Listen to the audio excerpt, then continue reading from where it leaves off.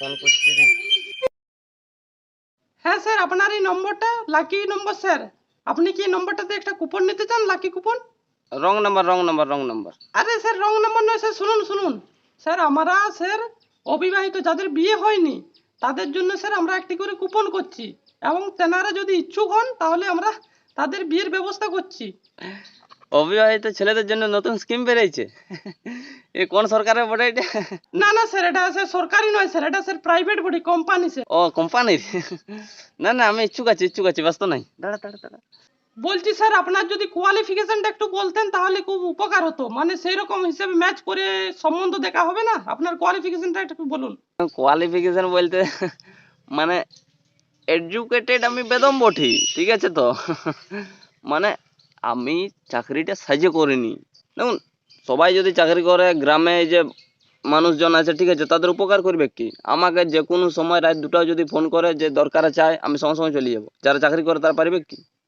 পারবে না কেউ। গ্রামে এরকম 1-2জন ভলেন্টিয়ার ভিলেজ পুলিশ থাকা ভালো, যেটা আমি বটি, বিনা পয়সার পুলিশ। ঠিক আছে। আর এমনি সম্বন্ধ বলতে দেখুন, সম্বন্ধ আমার রোজই আসছে।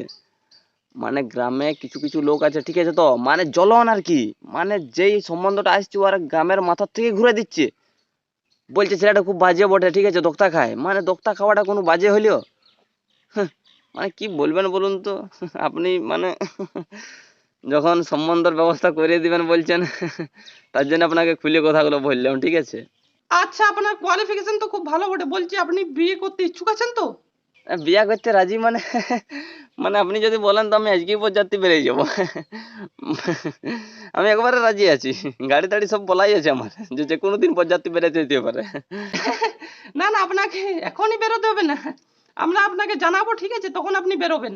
এখন এক একটা সম্বন্ধতে আমরা 30,000 করে নিচ্ছি, ঠিক আছে তো। তো আপনার কাছে 30,000 টাকা নেবো, ঠিক আছে।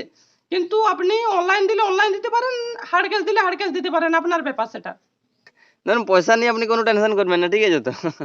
মানে পয়সা যদি দিতে, যদি নগদ ক্যাশ সবসময় থাকে না তো কাছে, ঠিক আছে, অনলাইন দিয়ে দেবো। আর তাছাড়া আপনি 1 বিঘা করে জমি নিয়ে নেবেন না। বুঝতে পারছেন তো। মানে এঁটেল মাটির জমি ধান ভালো হয়, 8-9 কুইন্টাল করে বিঘায় হবে, ঠিক আছে, তার সঙ্গে রত্না হবে, মানে দুটো ধান একসঙ্গে হবে, মানে পরপর আর কি, একটা বছরে। হ্যাঁ, আপনার বন্ধু বান্ধব যতজন আছে তাদেরকে স্কিমটা নিয়ে বলুন, দিয়ে আমাকে বিস্তারিত জানান। বলছি ম্যাম, কোনো ফ্রড হবে না তো? না না না, ফ্রড ফ্রড কোনো হবে না। আমি আপনাকে ভরসা দিচ্ছি, দরকার পড়লে আমি আপনার সঙ্গে বিয়ে করে নেব। মানে আপনি যখন এত বড় ভরসা